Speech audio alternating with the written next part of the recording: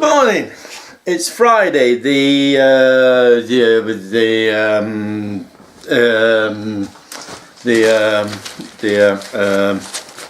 It's Friday, the 7th of October.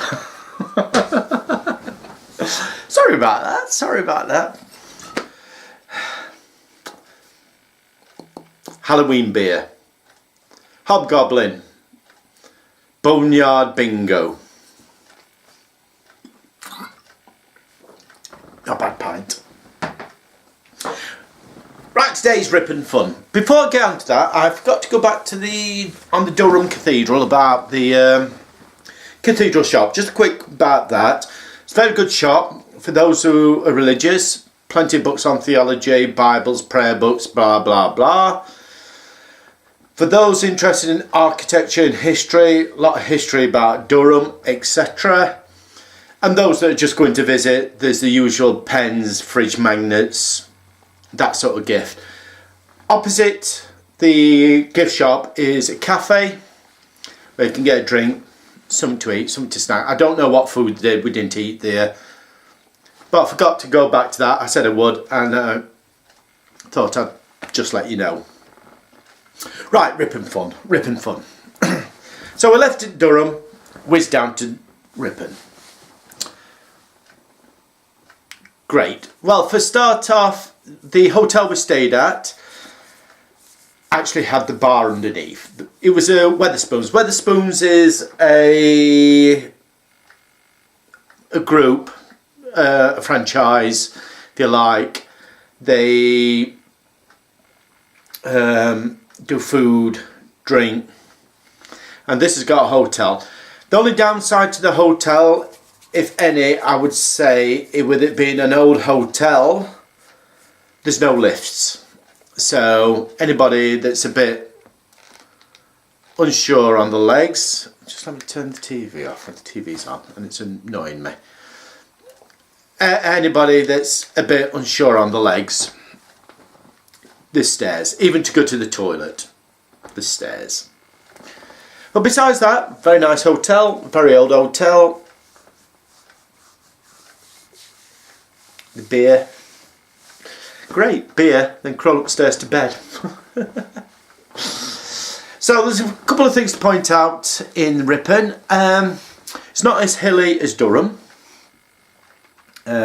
The hotel we stayed at, you literally went there, corner, down a little street, and there was the cathedral. At the most, I would say it's 5 minutes walk away. At the most, we were that close, which was great. They have a lot more of these plaques, you know, local history plaques than Durham. You saw Durham with the one outside, was it the Market Tavern? There's a lot more, so I've took a few more of these pictures. You'll see pictures of cottages. It's just after, there's a picture of the river, cottages. That used to be the whole old hospital, as far as we can gather. In the ground was this derelict building. There's a barn, stuff like that. So you went round the side and found out it was a chapel. So we went back round, we had a look, and sure enough, as you look through, you could see the old altar, stone altar. So I took a picture of that. I thought it was just fascinating. If I owned one of them cottages, especially right next to there, I think I'd buy a great big cross, wooden cross, install it in the chapel, and probably get some stone candles, you know, make it look a bit more religious. But it's an old chapel, and you'll see it. There's a picture of the moon that we saw in bright daylight just outside early one morning, so I took a picture of that. Why not? Why not? The last few pictures is about the market square, and it says the Horn place. There's a bit at the end, another video, that will explain this ceremony. It's been going on for over 1,000 years. And the bloke there is quite... So everything after that is to do with that. The building where the Mayor's Palace used to be. The small timber frame building at the end is where this organisation had their headquarters, etc, etc. Very nice place. We had a walk around the square one night, and it's marketplace, it's market square. So we had a walk around one night, had a look at a few of the shops and stuff like that. Obviously they're all closed, but we still had a walk around, had a look at all the shops. On the Thursday there was actually a market on. So I took him round, took Joe round, showing the sort of market. There was somebody cooking sausages there, the local sausages. Oh, they were gorgeous. We only tried one, but the smell of them. It was a leek and mushroom pork sausage. It was beautiful. It was beautiful. I wish the hotel had some sort of fridge in the room, because I would have bought some, took it to my sister's, or even brought them home, and we could have had sausage sandwiches. But beautiful.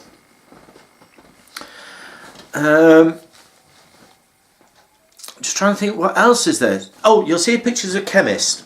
This is a chemist. I took him into a chemist because, being American, their pharmacies, took him in to show one of ours, and they've got a stained glass window in there.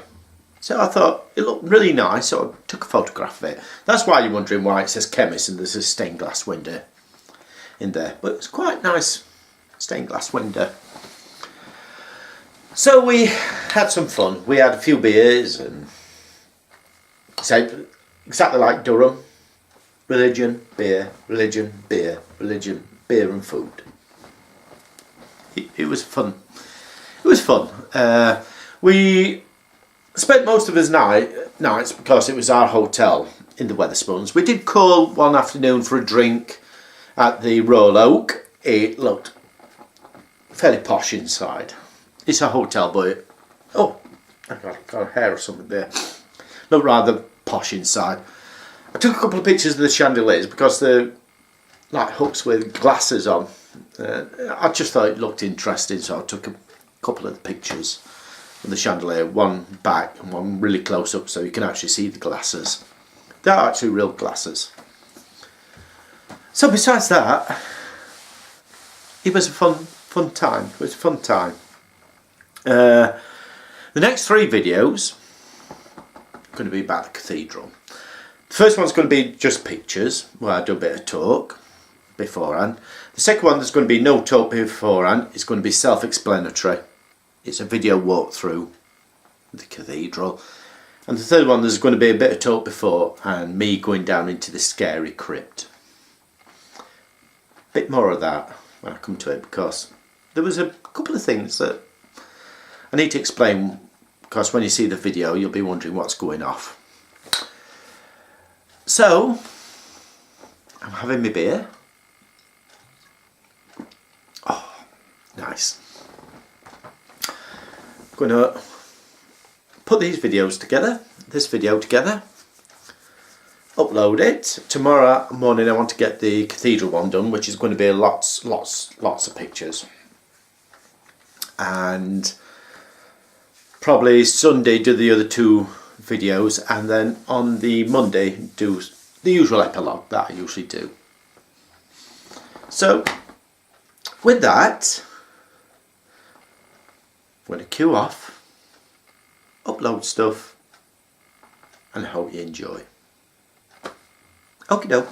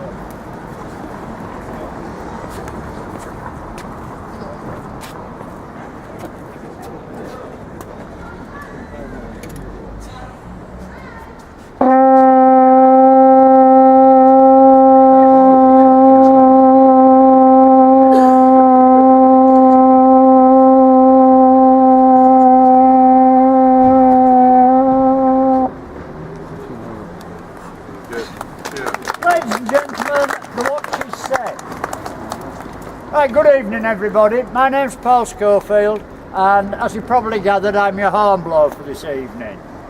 This little ceremony you've just witnessed is probably the oldest surviving tradition in the world.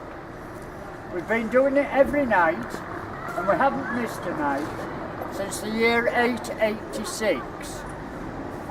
That's 1,130 years. It hasn't been me all the time before anybody else. The story goes where it all began as a result of a granting of a charter to Ripon by King Alfred the Great. Apparently, King Alfred was wandering round the Viking-controlled kingdom of Northumbria when he chanced upon Ripon, or in Ripon as it was known in those days. And he took quite a fancy to the place. So you've got a wonderful spot here on the confluence of three rivers, and I'd dearly love to grant you a charter. But unfortunately, I left Winchester in a bit of a rush, and I clean forgot to pack any writing materials. I haven't got a quill pen or a piece of parchment to my name, so I'm afraid I can't knock you up a charter. But it just so happens that in the back of my carriage I've got this here horn. So, as a token of a granting of a charter to Ripon, I'm going to present you with this here horn, and I suggest you find somebody to blow it, because these are well dodgy times with all these Vikings kicking about. Right. If you believe that, you'll believe anything. King Alfred the Great, wonderful monarch though he was, probably didn't go any further north than Blythe services on the A1. And if you read the Anglo-Saxon Charter, the Anglo-Saxon Chronicle pertaining to that year, you'll find that Alfred was rather preoccupied in the southeast of England. Having laid siege to Rochester, the Danes had taken it into their heads to try and settle in Benfleet. Why, I don't know, but there you go. So Alfred and his son Edward were busy booting them out of there. But, as they say, why let the truth get in the way of a good story? It says 886 somewhere on the obelisk, and I used to have a tie with the crest of Ripon at 886 written underneath it. So there must be an element of truth somewhere. Certainly, sometime in the Dark Ages, Ripon did indeed appoint a wakeman. Now this wakeman was chosen by and from the 12 most important people in the city, a body of men known as the 12 Keepers. And once they'd got a wakeman sorted out, the other 11 were duly appointed as the wakeman's constables. Now, one of the chief duties of this dirty dozen was the upkeep of law and order, because of course there wasn't a police force in those days.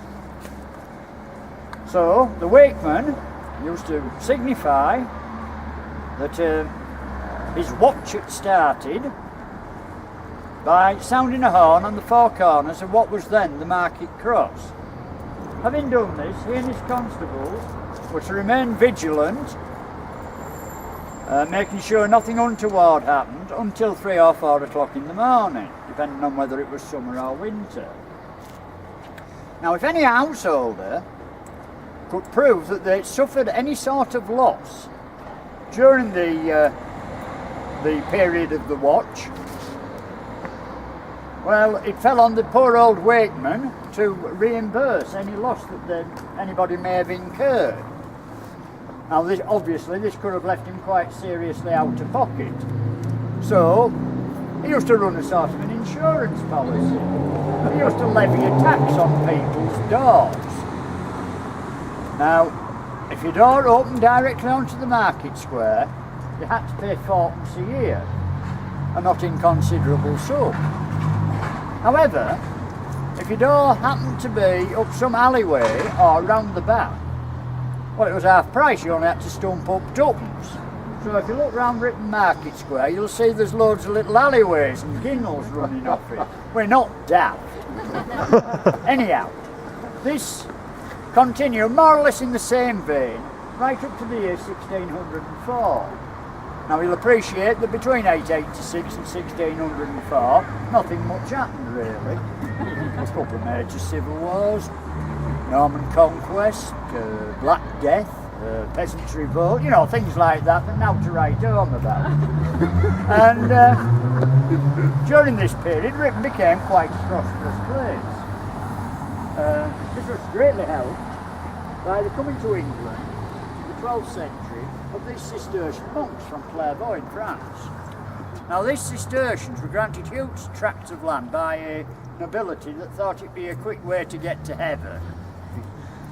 And they founded 4 major abbeys, fairly close to Ripon. We've got Fountains Abbey about a mile up the road, Jervaux Abbey near Midland, and then if we go a bit further east we've got Byland Abbey, and the oldest of those 4, Ripon. Now, apart from doing a lot of worshipping and praying and things like that, these monks were big sheep farmers.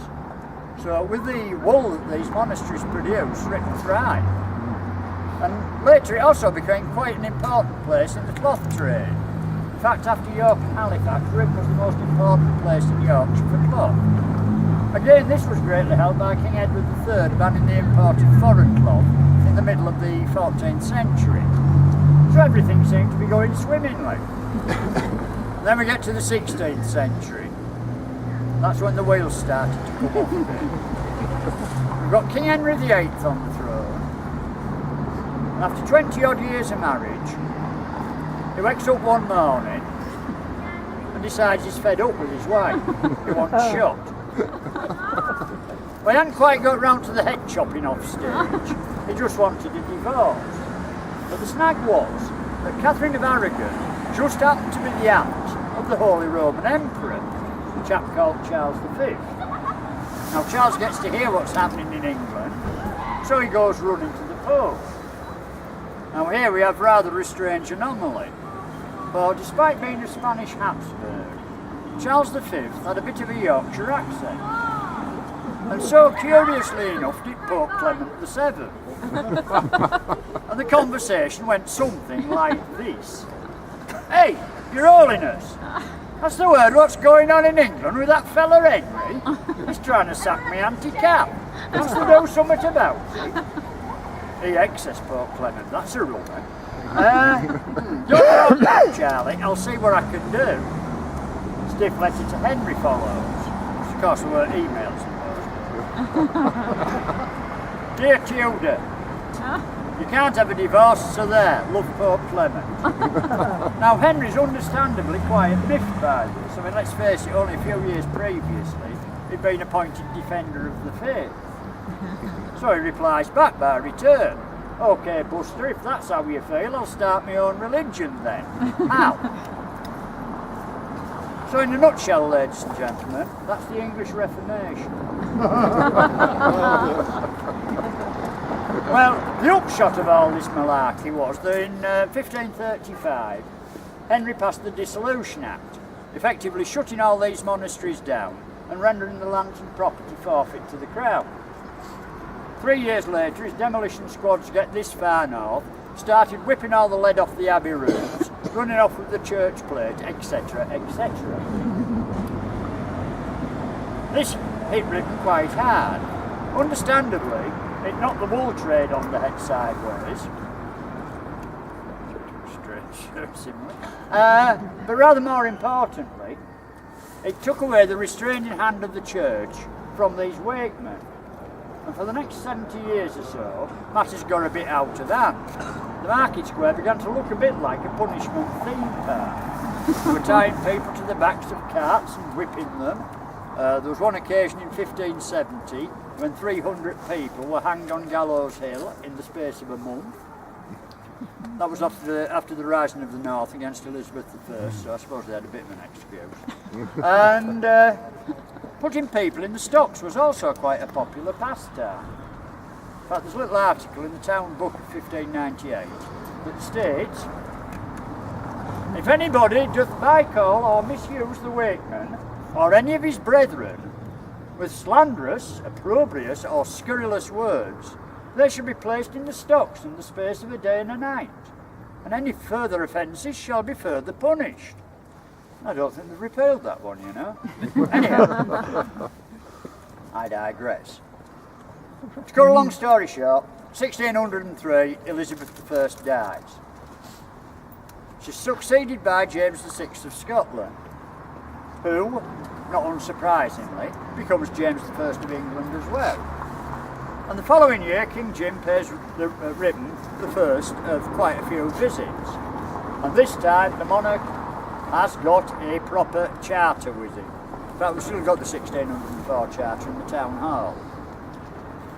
Anyhow, King James gathers together the great and the good of the city. In other words, these 12 blokes that's been running it since the year dot. And says, right, you lot, I've got this nice shiny new charter for you. But you're not having it till A, the ink's dry, and B, you get yourselves sorted out. I'm sick of you, wakemen. Over the last few years, you've become far too big for your own boots, and I want no more of it. What I want you to do is hold elections, get yourself a proper city council, and have this council headed up by a mayor. You don't argue with James I. There's a fella called Guy Fawkes found out to his cost the following year. So, elections were duly held, Ripon got its first city council and its first mayor. Now, whether by accident or by design, the last wakeman of Ripon became its first mayor, a chap called Hugh Ripley, who used to live in that house in the southwest corner of the market square, the one with the 4-bay windows, that little attic window, now the wakeman's cafe. Now, as I say, Hugh had been a wakeman, so he knew what the score was with this horn blowing going on.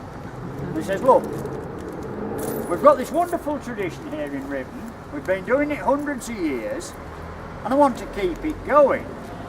But obviously, now I've been elected mayor, it can't be me that's doing it. I mean, for one thing, I'm far too busy with my civic duties. And another thing is that the straps on the horn will get tangled up with my chain. So what I'm going to do is appoint a hornblower to do the job for me. But I'm going to add this little caveat, because I know what a dodgy bunch of characters you hornblowers that can be. I've been there, I've done it, I've worn the tricorn hat. You'd far rather spend time in the tavern, quaffing ale, carousing and carrying on, than going out on market squares blowing horns. It does have a point there, but we won't go into that too deeply. I mean, if you see a hornblower coming out of the unicorn, don't bat an eyelid. However, if you see a unicorn coming out of the hornblower, that is a totally different matter altogether. So, Mr. Hornblower, says Hugh Ripley to his newly appointed lackey, what you must do, once you've set the watch on the market square, is find the abode of the mayor for the evening. In other words, where the mayor's hanging out. Once you've established that, you must sound your horn a further 3 times, raise your hat and bow your head and say the words, Mr. Mayor, the watch is set. So every night, since that day in 1604, once the hornblower has set the watch, he's got to go and play hide and seek with the mayor. And I haven't got a clue where Mr. Mayor is tonight. A carrier pigeon has not descended on my windowsill, nor has any messengers with cleft sticks been lisping at me door. And haven't even emailed me or texted me. So I'm going to use my get-out clause. I'm going to sound my horn 3 times on the town hall steps. I can do this because if you notice above the town hall front door, there is a lamp. And on the lampshade is written, among other things, the Right Worshipful Mayor of Ripon. See how a mayor also has a lamp outside his front door. Well, one of his days along here, it's about 100 yards away. I think the neighbours objected. So basically, that's what hornblowing's all about. The hornblower works for the mayor. Now, since the end of February last year, excuse me, the post of hornblower is a job share. We've got 3 of us doing it. Now I'm the smallest of the 3. I do the most nights. Try and get the biggest horn to blow. This is an African ox horn, and it was bought for the city in 1865 by the mayor of the day. On Sundays and Mondays, you'll see my colleague Wayne blowing a different horn. It's a lot smaller and slimmer than this one. And because Wayne's the youngest of the 3 of us, he gets the newest horn. And by a strange coincidence, both Wayne and his horn go back to 1986. In the case of the horn, it was bought for the city by a local antiques firm to commemorate 1100 years of horn blowing in Ripon. Now my other colleague, Jim, who does Tuesdays and Wednesdays, those are rather unique horns. Similar in size and shape to the 1986 horn, this one is the only horn that Ripon has ever had to cough up for out of municipal funds.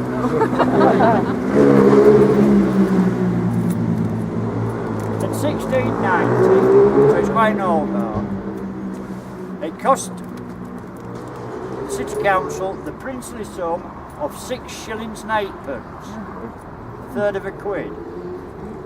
33 1/3 pence in today's money. And you can't get a package of polos for that now, but in 1690 it seemed to the council to be a heck of a lot to be tipping up for a horn. In fact, there's something in the council minutes that reads, ye thieves, rogues, vagabonds, varlets and rob dogs hath charged us 6 shillings and 8pence for a horn, and we're not happy. In fact, it's still got the price tag on it. No, honestly. There's a copper plaque on the 1690 horn that says, this horn cost the corporation 6 shillings and 8pence. I didn't have room to inscribe anything else, thankfully. So I think I've just about waffled on long enough. Has anybody got any questions? Thank you very much. If you can think of any, I'll be one-eyed rat in about 10 minutes. Right, thank you very much, everybody. It's always nice to have somebody to talk to. Right. Where the Met Worry, doesn't it? All right.